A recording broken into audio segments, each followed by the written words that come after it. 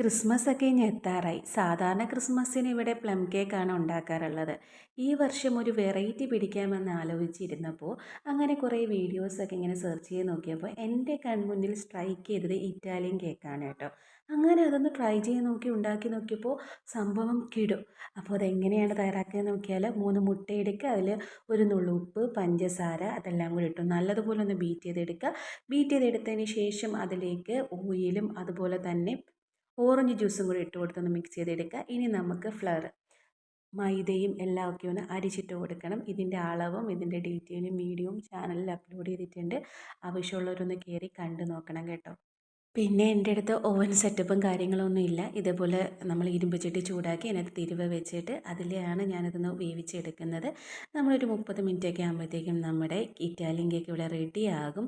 നല്ല സോഫ്റ്റാണ്, നല്ല സ്പോഞ്ചുമാണ്, നല്ല ടേസ്റ്റുമാണ്. നേരത്തെ പറഞ്ഞതുപോലെ തന്നെ ആർക്കെങ്കിലും ട്രൈ ചെയ്ത് നോക്കാൻ താല്പര്യമുണ്ടെങ്കിൽ ഒന്ന് ട്രൈ ചെയ്ത് നോക്കുക. സപ്പോർട്ട് ചെയ്യണേ.